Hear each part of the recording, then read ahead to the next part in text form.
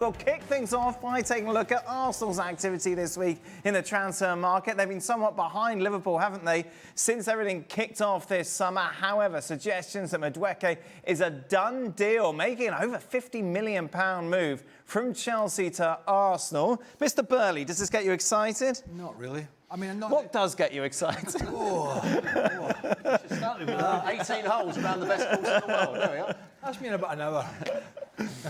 No, look, I think he's a good player, and obviously he's really come through in the last couple of years at Chelsea in the wider positions, and he's been one of their more consistent players at times at taking people on and running at people.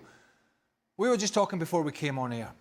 Could you sit here and say, even if he was at Chelsea next year, with the wide players that they've brought in, would he be a guaranteed starter? And I think that's up for debate. So you're spending a lot of money again on a player from Chelsea. Does he start for Arsenal?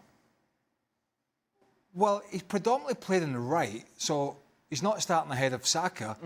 I would suggest that Martinelli on the other side has that slot until he shows maybe a lack of form or a lack of consistency. We've seen Trossard go out there. So, no, he's not a starter at Arsenal. So, to me, he's beefing up his squad here. Obviously, Norgard coming in from Brentford, who I think is a good signing at that money. I think he's a really, really solid, aggressive midfielder. But I think he's beefing up the squad for when needed. So, but that's a lot of money, and I understand that in a sense. But he's been in this... He has fished in the Chelsea pool, Kepa? Raheem Sterling, Kai Havertz... Jorginho, yeah, who originally did... at times did a decent job, but he seems to have gone to this particular pond quite a lot and hasn't had a lot of success. Havertz has been okay, but he hasn't taken them... Havertz hasn't taken them to the next level, and you have to ask the question, will Madueke in a wide position take them to the next level? And I don't think he does. I think he just beefs up the squad. What does Madueke bring you? What are his qualities? Well, for me, his best quality is the fact that when he gets in the final third, he'll take people on. That's what I like about him. I would say that the end product is not always as good as... he's one of those guys that when he gets it, you sit up because you go, you know what he's going to do. You know he's going to go at somebody. But then he can also stand on it, run out of play with it. So I don't see the upgrade with Martinelli. Your mic rustling there, Steve. There you go. Just so everyone can hear you clearly. Thank you. I don't see an upgrade from Martinelli. I think I 100% agree with Craig that he's beefing out his squad so that he can save what he probably perceives as a starting 11 for the big games and for the Champions League. I think that's what he's doing. God, I was going to go to you on Madueke, but he's quite boring. Let's talk about Gyökeres, shall we, and the possibility of a striker coming in, which we've all been calling out for. When it comes to Arsenal, saying this is what they need, is he the striker they need? Yes, to a certain degree, because he scores goals, and he's done it for 2 seasons at Sporting. He did it on a regular basis for Coventry, and that's where I was surprised that nobody took him when he was at Coventry in the Premier League, because I knew 2 or 3 people up there that kept saying, come on, have a watch of him, he's an out-and-out really good... Same to you? Well, people that I played with. Right. And saying, we've got a player here that's an outstanding player, and what he's doing playing for us, we're not quite sure how we got him. It's amazing. And he's good with his back to goal. He'll roll defenders. He's a good box player. He'll score goals, but he will score goals by himself. He doesn't need other players always to make the chances. People can roll the ball into his feet, and he can twist and turn and get shots away. So I would say he's an all-round centre-forward, but he's going to have to start well because he's going to be under pressure, as is the manager, Arteta. And that's the one area where I think he's trying to improve the team, and I agree with what they're both saying.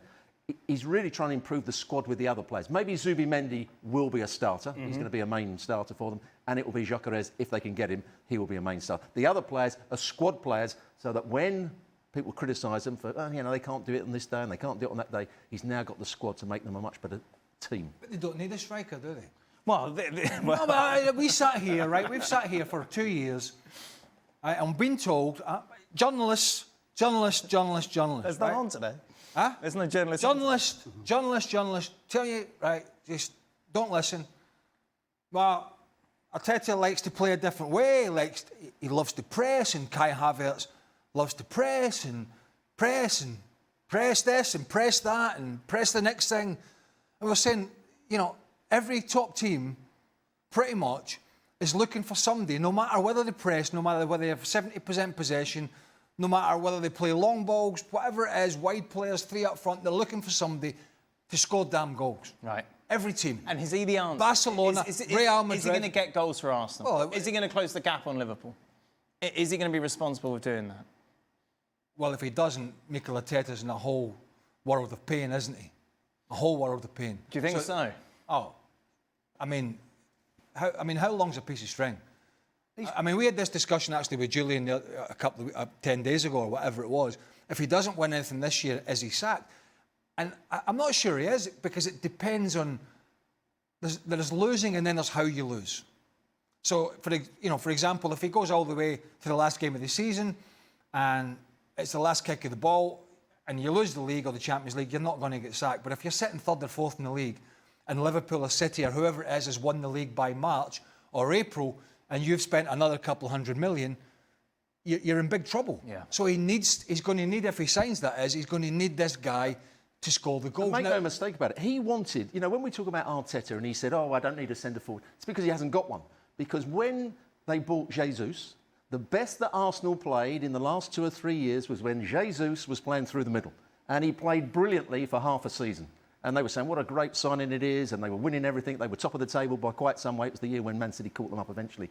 It was when he got injured and then didn't come back and play quite so well, and they couldn't find anybody to fit that role. Suddenly, I don't really need a centre-forward. We can play in different ways. Yeah. He wanted a centre-forward all along. He's just... Well, this is an Arsenal team. Let's not forget who went for Ollie Watkins on the last day. Yeah. Well, if you're Liverpool, you must feel a bit left out, because they're going for Chelsea players, they're going for City players, and none of them really have worked. He brought in Zinchenko, because I think he knew him from when he was coaching there. He brought in Gabriel Jesus, who at the time I thought, needs maybe to get away from City, but it hasn't worked. We've talked about all the Chelsea players that he's brought in, so he does seem to be very narrow in terms of where he's been bringing these players in from. But make no bones about it, if he gets all these sort of ducks in a row here with the signings, and they get it done nice and early, and they can go and have a full pre-season, there is not going to be any excuses. And I don't expect there to be, because this Arsenal squad, whether it's Madueke, when Madueke comes in, Gyökeres eventually I think will come in, Zubimendi, the other bits and pieces around it, it does look on the face of it a squad of players that will challenge Liverpool for sure. Regardless of the squad, them signing Gyökeres absolutely 100% puts them in the title race. Right. Because look at the amount of games they drew last year. And if you've got a guy who's a bona fide centre-forward who can get goals if he's set up, who will take chances, will get opportunities from the rest of the team around him, but who can also create something for himself from nothing, that's 100% the biggest thing they were missing. Somebody, just somebody who knows what they're doing in the penalty area, knows where the goal is, doesn't have to get his head up, just instinctively knows where it is. This is going to make a huge difference to this team. And whether Madueke is any good or not, or Zubimendi, the biggest difference is going to be this guy. As Craig said, he's going to be under pressure. But you know what? He's talented and he's proven he can score goals. I don't see how he doesn't make them much better. And Liverpool don't have that, do they? No, that's very true. I mean, they have obviously one of the... They've got kind of a... They've got more guys that can the worry score I have, goals as opposed to a goal. The worry I would have from a Liverpool perspective is that the continuation of the leaning heavily on Mo Salah just continuing, and the vein that he has been, which has been incredible, because we've said it all along. He's scoring more goals than most decent or good number 9s. He's scoring more than most other number 9s in the Premier League, and dare I say it, around Europe. And I know he signed this new contract, and all the Saudi Arabia stuff has gone away. But he's what, 30, I think he's 32 or thereabouts, 32, 33. It's difficult to keep asking somebody to score 30 goals from the wide position. And what's his main attribute? What's the one thing that gets him in behind the defenders is that blistering pace. And if you get older, you're going to lose that pace. Will he be the same player? It might be one day when you find out, I went for that run and it didn't quite happen for me. And that's when you lose your confidence as a player. So hopefully, I don't want him to do that, but that's the danger with signing a player on a massive contract when he's getting older and older. But there has to be a contingency for slot. You're nobody's writing anybody off here, because his stats are there for all to see. It's brilliant, but Mother Nature has a tendency, and obviously players lose. Messi and Ronaldo apart in our generation, they've been the only two that have churned out a decade plus of numbers that are off the stratosphere.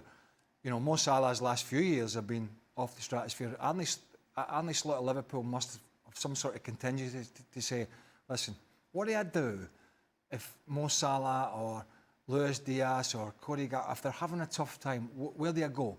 Where do I go to the bet and say, right, they're having a bit of a tough time at the moment. I need somebody to put the ball in the back of the net.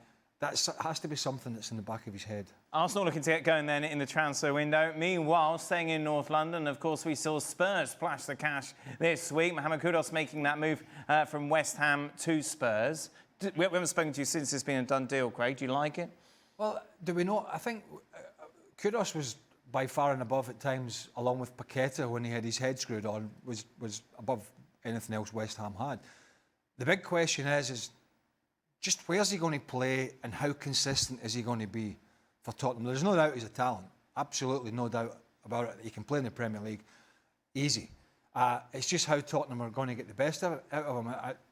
He doesn't, on the face of it, to me, seem like... Our producer Mike's a Spurs fan. Would you like to see his starting 11? Well, I've had a sneaky preview, and the two Have words... we got that? The two words, Ange Postecoglou. There you go. Don't worry about defending. Gibbs-White's side, by the way. This is a Spursy signing. Do you think so, Stevie? Not a Thomas Frank. This doesn't seem like a Thomas Frank. No, Kudus 100% has got talent, and Kudus on his day can frighten any defender. But Kudus is one of those guys that turns up whenever he fancies it, or if it's a big occasion and he's going to try and look good. I mean, last season for West Ham, he turned up in the bigger games like against City and Liverpool. And that's why I'm saying it's a Spursy signing, because Spurs sign players that don't quite have that all-round.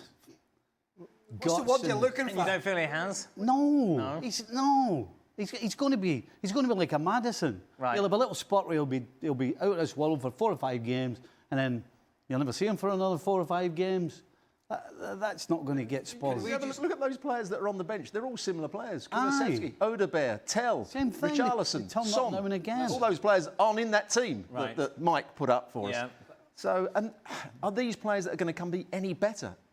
The thing that he has to do, Thomas Frank, when he goes in there, he's got to make up his mind, what is my best team, what's the formation I'm going to play, and I'm going to have to stick with it for a few weeks. And because otherwise, they're just going to be like Chelsea were when they were making all these signings. They're going to go from one team to another team, not quite sure what the best team is. He's got to go in there and make sure he's got his right team, he sticks with the players and gives them some sort of structure to play. Otherwise, Tottenham will be no better off.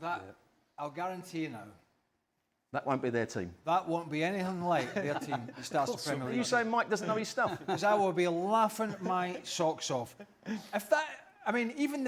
We should get on the phone to Rodrigo Bentancur now and say, good luck, son. Yeah. Because the two next to you are not going to give you any help whatsoever. You think about... So it is absolutely not going to be the way Thomas Frank approaches that. Because that's like jumping from the frying pan into the fire, the way you approach games. What do you make of Gibbs-White, Craig? Think about Gibbs-White. No, Gibbs-White's tight, but think about Gibbs-White at Forest, right? Forest was about defending, it was about structure, it was about physicality, and he was the one in games where they had 30-35% possession that was able to take the ball and bridge the gap and maybe get some support to Chris Wood. Is he going to be a bit more consistent than Maddison? I think so. I think he will be.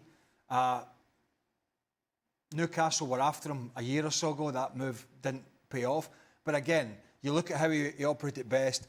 They had Elliot Anderson and Yates, who just two ham and eggers that went in there and did the dirty stuff, and he was able to go and do what he's doing.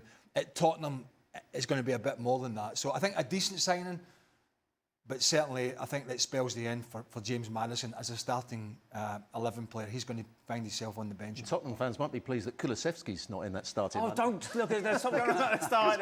Gibbs-White, does this make Spurs better? Does it make them better? He's a good player, but I don't know that it makes them any better. Right. Kulusevski, I think, is an excellent player. You know, he's better than Maddison. Maddison's in and out. Kulusevski's been more consistent. He's the one that's created a lot of chances over the last couple of years. I really like him as a player. He's different to Gibbs-White because Gibbs-White is a powerful runner with the ball. Kulusevski's cleverer, more, I think, better with his passing. I still don't think Spurs will be challenging for the Champions League with that team that we've just seen there. Last word to you, Stevie. Yeah, Gibbs-White's great if he's surrounded by runners, fighters, guys that will get the ball, because Gibbs-White doesn't. It's good when he gets it. So, yeah, another Spursy signing.